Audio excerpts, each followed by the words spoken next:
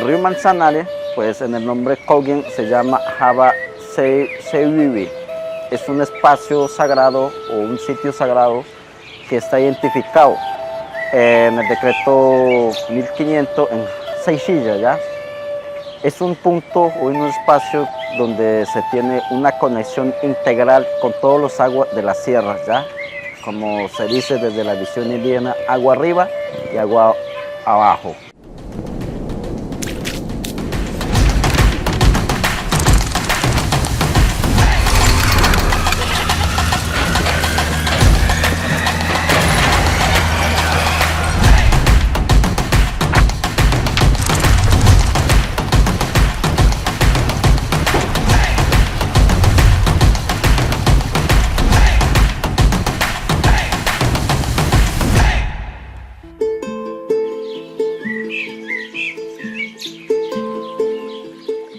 Santa Marta se debe a la estrella hídrica de San Lorenzo en la Sierra Nevada, de donde descienden los ríos Gaira, Piedras y Manzanares, sin los cuales la ciudad simplemente no sería posible.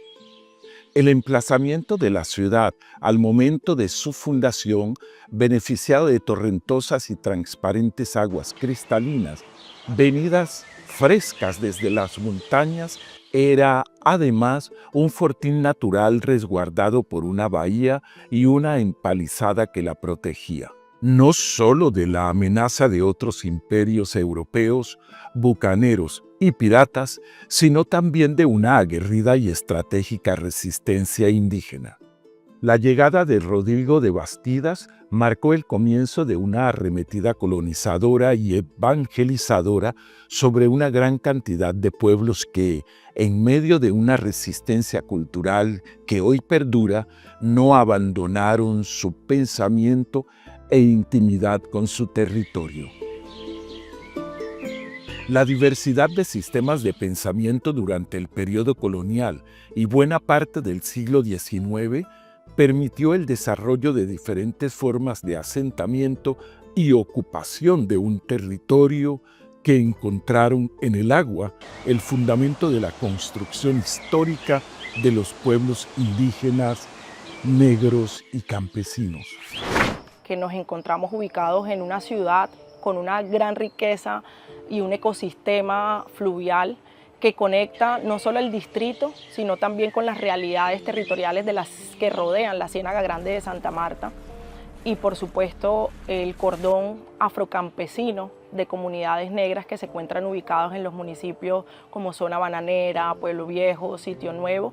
Tras la fundación de Santa Marta y durante todo el periodo colonial, las formas de vida basadas en el agua fueron prohibidas, proscritas y sentenciadas al desplazamiento o a la desaparición. La expansión colonizadora sobre la Sierra Nevada, allí donde nacen y se consolidan las fuentes de agua que benefician la ciudad, tomó mucha más fuerza a partir de la segunda mitad del siglo XVIII, presionando a poblaciones indígenas y afrodescendientes, obligándolas a desplazarse cada vez más arriba a las partes frías de las montañas o a esconderse entre las ciénagas. Aún hoy, ese legado de exclusión y desplazamiento sigue latente. Desde su fundación, la ciudad gozó de una bahía que le posibilitaba resguardo militar, siendo además un fondeadero de aguas tranquilas para embarcaciones grandes. Su importancia como puerto alterno a Cartagena se sostuvo hasta buena parte del siglo XIX. La ciudad fue posible gracias a su cercanía con la Sierra Nevada, que durante siglos le arrojaba desde las montañas varios ríos de aguas puras, frescas y sin sedimentos. La relación íntima con el territorio hizo que durante 500 años las culturas de agua dulce y salada entendieran la conexión entre los ríos, las nubes y el bosque de nieve. Toda esa nubosidad que está ahí es agua. Y esa es agua expresada en una forma que está ligada a todas esas expresiones químicas del agua. Entonces, en la medida de que estos vientos que ahora estamos recibiendo confluyen hacia la cuchilla, estos vientos cargados de toda esa humedad que viene con la neblina, son atrapados por todo ese bosque. Si ese bosque no está ahí, el río pierde la capacidad de captar el agua que necesita para fluir. A pesar de las avanzadas colonizadoras de las faldas de las montañas, el agua seguía beneficiando a la ciudad, porque la sierra era considerada una montaña remota, lejana, lugar de lo salvaje y lo incivilizado. Hasta hace pocos años, la sierra fue, de hecho, un territorio que era necesario evitar, combatir y olvidar. Hay que tener en cuenta que la gente de Santa Marta, pues, no para todos, sobre todo cuando yo estaba más pelada, era como tan cercano o tan fácil poder llegar a estos diferentes lugares. Entonces siempre ha sido como entendido como un lugar distante. Era un lugar desconocido y se podría decir que en lo que tiene que ver con la planeación institucional, municipal, distrital, pues tampoco ha habido tanta mayor presencia o intervención. Pero si bien los ríos y quebradas nacidas en la sierra mantenían cristalinos sus caudales durante buena parte de su recorrido antes de llegar a Santa Marta, el ordenamiento urbano fundado en 1525 no pareció entender la importancia de la conexión entre aguas dulces y saladas. La concentración poblacional hizo, desde muy temprano, que las partes próximas a la ciudad se volvieran el receptáculo de las aguas contaminadas, siendo necesario para el consumo traer el líquido vital desde sectores más altos. Durante 5 siglos, el agua potable fue traída a lomo de burro desde las partes más altas. Mientras tanto, las aguas servidas se deslizaban por diferentes acequias que infectaban las calles de la ciudad. Después de la independencia, la ciudad no experimentó un gran crecimiento en razón de la importancia que tomaba el puerto de Barranquilla, por su proximidad con el río Magdalena y el interior del país. El crecimiento significativo de Santa Marta se produjo a principios del siglo XX, primero como punta de lanza de la explotación del banano y luego a partir de las últimas décadas del siglo con el boom del turismo. La Santa Marta de hoy y sus problemas relacionados con servicios públicos y sanitarios se relacionan necesariamente con una historia que a lo largo de 500 años ha estado de espaldas al agua, a los ríos y al mar. Desde su fundación y hasta hoy en día, los sucesivos proyectos de ciudad han visto con desdén aquellas culturas hidrosociales y anfibias que, viviendo de frente al agua, han tenido que heredar los problemas de una ciudad que transformó los entornos acuáticos en lugares de exclusión, pobreza y enfermedad. Es importante reconocer que los barrios como Pescadito, como Cristo Rey, como La Paz y en general toda la ciudad donde habitamos las personas afrosamarias se encuentran también atravesando justamente los rezagos de ese racismo estructural histórico y de este continuum de violencia que atraviesa la historia negra, que tiene que ver con las decisiones políticas que aún mantienen en la ciudad con una ausencia de un sistema adecuado de alcantarillado y que permita también el acceso como derecho fundamental y derecho humano al agua. Pero los ríos de la sierra, dentro de estos sistemas de pensamiento que resultaron proscritos, tienen nombres y significados profundos que contrastan con aquellos fugaces recuerdos que dejan los balnearios turísticos de hoy. En San Lorenzo tiene sus 7 puntos del agua, o ahí donde, o sea, pues ancestralmente, o sea, desde la visión nuestra, ahí donde están esos 7 puntos de agua, y eso que lo hace distribuir como en la parte baja donde estamos nosotros. Eso tiene conexión con río Gaira, río Manzanares, o sea, todo viene desde allá. Entonces, San Lorenzo es una Cojindúa, es un padre, ¿ya?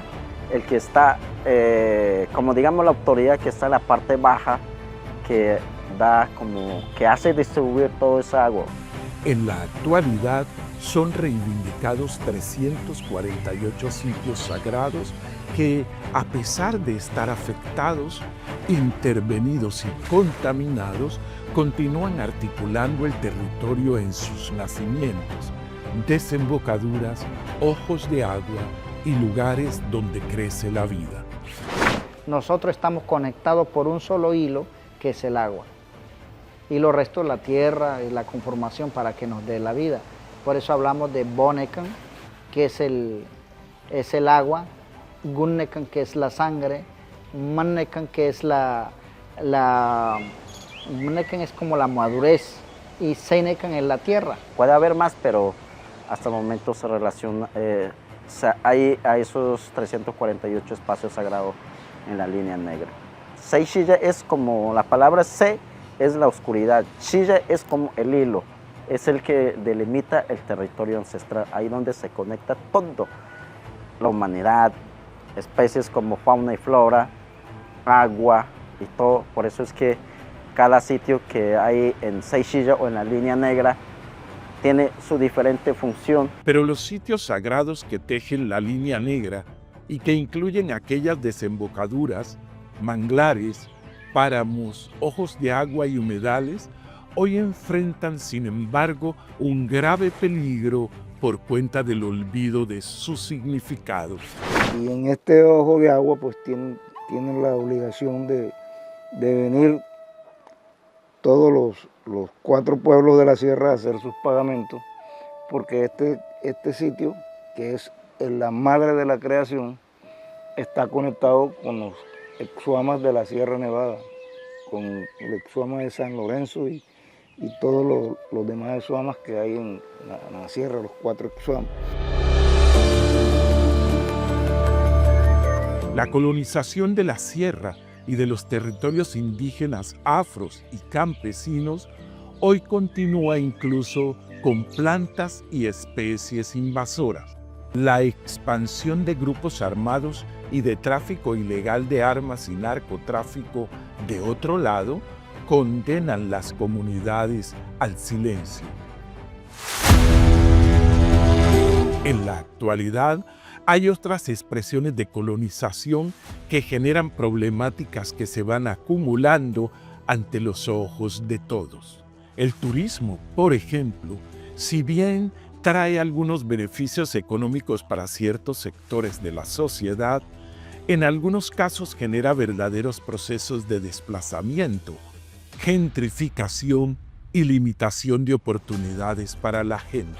Santa Marta es muy generosa con estos sectores, tiene todos los recursos disponibles para el desarrollo de estas economías, pero uno se haría la pregunta de estas economías, ¿qué le dejan en términos de educación, en términos de calidad de vida, en términos de garantizarle a las generaciones futuras una vida digna?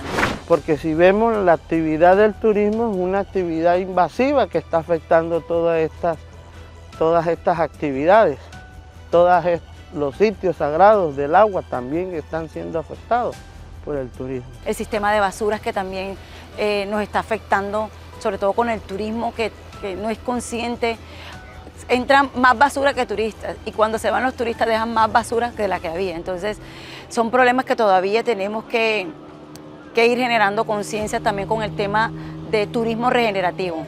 Bueno, nos encontramos aquí en Minca, la capital ecológica de Santa Marta, y queremos mostrarle un tema, cómo se maneja el tema de las aguas aquí en Minca. Aquí vemos lo que nosotros hemos denominado los famosos mangueroductos.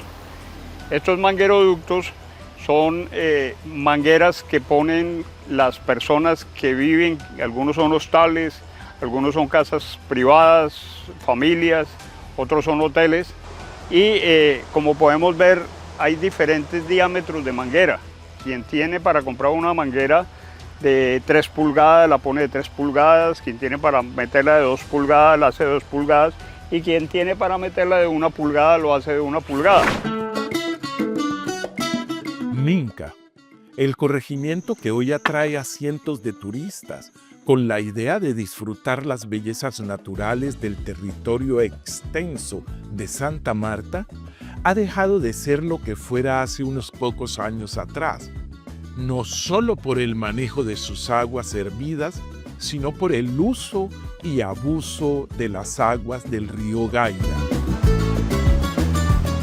Nos encontramos en la bocatoma del acueducto de Santa Marta, a la orilla del río Manzanares, cuyo curso se reduce cuando gran parte de su caudal es dirigido al tubo madre del acueducto.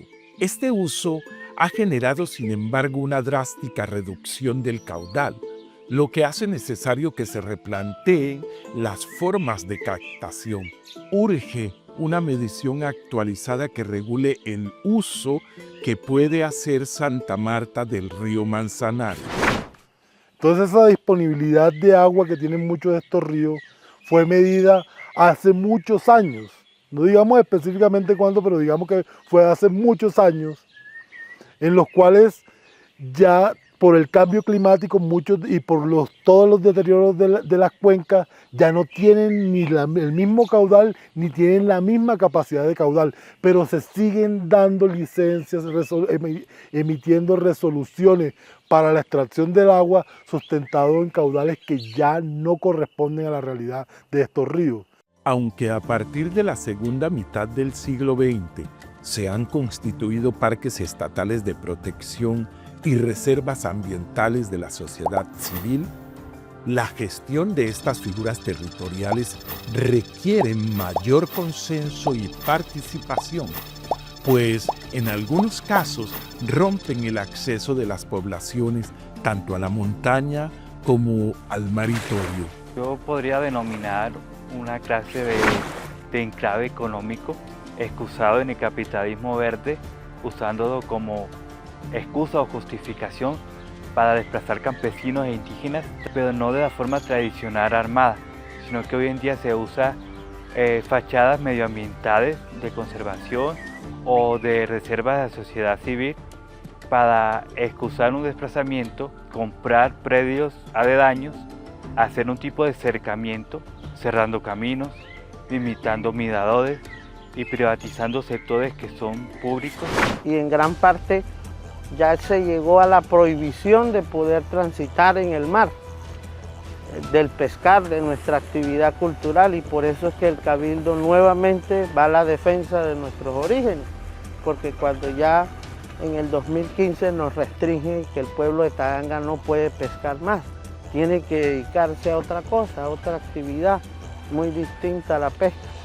Cuando ciertas figuras de protección ambiental definen restricciones a las comunidades en su acceso al territorio, se generan, por supuesto, nuevas conflictividades. Por ello, si bien se han desarrollado diálogos y consensos en torno a ellas, es necesario seguir avanzando en propuestas de gobernanza común. Y entonces crearon el parque y nos sacaron allá el parque lo crearon en el 64. Y por ahí por el 66 nos sacaron, 67 por ahí nos sacaron de allá, a la brava allá. Hicieron con nosotros lo que quisieron. La prohibición es que en los parques, el mayor ahorita mencionaba que los parques se crean en el 64.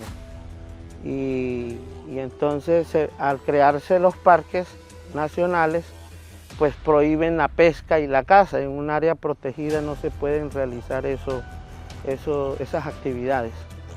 El Código de Recursos Naturales ya llegaron hasta a procesar, a judicializar pescadores por pesca ilegal, y que esperamos pues que en 500 años pues nuevamente sea la reivindicación del territorio, se le devuelva al pueblo taganguero su territorio real. Los caladeros de pesca, el maritorio que menciona el pueblo taganguero, pues se extiende hasta el Parque Tayrona, y pues tiene que llegarse a una serie de acuerdos y entenderse que este pueblo tiene unos derechos, tiene unas territorialidades configuradas y como una vida, una historia de vida pues relacionada con el mar. El ecoturismo es también un fenómeno que debe controlarse, sobre todo porque en muchos casos ha venido ocupando ilegalmente ciertos lugares de protección, teniendo carta abierta para ello y generando, además, nuevos procesos de empobrecimiento. En muchos casos, si bien vincula a pobladores locales, generalmente lo hace en medio de un sistema de ganancias y oportunidades desiguales. La historia de Taganga, en la parte baja de la sierra, pareciera ser un referente de las nuevas y viejas colonizaciones que ha vivido Santa Marta. Taganga tiene y ha tenido históricamente una relación a la vez dependiente e independiente de la ciudad. Los tagangueros, estando desconectados por vía terrestre, por décadas tuvieron que traer agua potable a través del mar, desde el río Manzanares. Nos encontramos aquí en las playas de la bahía de Santa Marta, precisamente en el sitio donde primitivamente desembocaba el río Manzanares. En este sitio que está acá a nuestra siniestra, era donde la comunidad de Taganga venía a llenar los tanques de agua para llevarlos luego en canoa hacia el pueblo para el uso doméstico. La solución aparente al martirio de llevar en bote el agua desde Santa Marta hasta Taganga fue solucionado de manera insuficiente con la instalación de una llave comunal. El problema es que el crecimiento urbano de las zonas periféricas de Santa Marta terminó cooptando el agua y el mencionado tubo abasteció a otras comunidades. Digamos que en ese tiempo los barrios esos, San Jorge, 20 de julio, esa era una tubería exclusivamente que teníamos nosotros que el acueducto, entonces ya todos se fueron pegando ahí y ya el agua no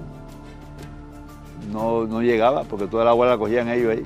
La ruptura de Santa Marta con su territorio tiene dos víctimas fundamentales: las comunidades populares urbanas que sobreviven al río Manzanares y las poblaciones de pescadores de Taganga, quienes terminaron recibiendo los líquidos fétidos de un inacabado alcantarillado. Acá fue donde la ciudad de Santa Marta arrojó al cielo abierto todos sus desechos, todas las basuras de la ciudad. Llegaban aquí a través de unos camiones y aquí la vaciaban para que los vientos alisios la sacaran hacia allá. Pero aquí sucedía nuevamente el tema de la contracorriente de Panamá, que llevaba todos esos desechos hacia el pueblo. Entonces allá encontrábamos equipos de venoclisis, chancletas, colchones, perros muertos, es decir, todo tipo de inmundicias que echaban aquí. La desconexión de Santa Marta y Taganga no solo tiene que ver con el acceso al agua potable, sino que se manifiesta en el manejo de las aguas hervidas y las basuras de la ciudad. Santa Marta presenta de hecho un gravísimo problema de infraestructura en la cuenca baja del Manzanares, donde miles de personas contaminan un agua del río que, en su desembocadura, a su vez afecta a la bahía, cuyas corrientes, por acciones de los vientos, terminan afectando a la población de Taganga. En el comienzo, en las orillas del río, las personas que llegaron eran personas que venían desplazadas de la violencia, venían de muchos lugares y encontraron en el río Manzanares hace más de 40, 50 años, encontraron un espacio donde refugiarse, donde tenían agua, donde tenían comida y donde tenían la madera incluso para hacer la construcción de sus primeras casas. En varios tramos de la ciudad pues hay construcciones de casas sobre la ronda del río, construcción de edificios en las zonas que debemos darle al río para que él pueda respirar, para que se pueda explayar en los momentos en que hay mucha agua y también para que pueda todos los seres que ayudan a su dinámica ecosistémica vivir y habitar. Otra cosa que sucede aquí con el río es que hay momentos en que por el bajo caudal el agua no sale. O sea, este espejo de agua que ustedes ven ahí empieza a concentrarse y toda esa cantidad de tubos de 4.000 familias botando basura y botando residuos, aguas residuales, llega el momento en que ocurre una mortandad de peces. Como los problemas de salubridad eran enormes, hace no muchos años se pensó que la solución era proyectar un emisario submarino, como se conoce al tubo que saca las miserias de la ciudad para impulsarlas hasta las corrientes profundas de un mar antes impoluto. Sin embargo, el proyecto, que debía tener 1.278 metros mar adentro, al final solo terminó teniendo 428 metros, dejando las costas a merced de los caldos de aguas negras.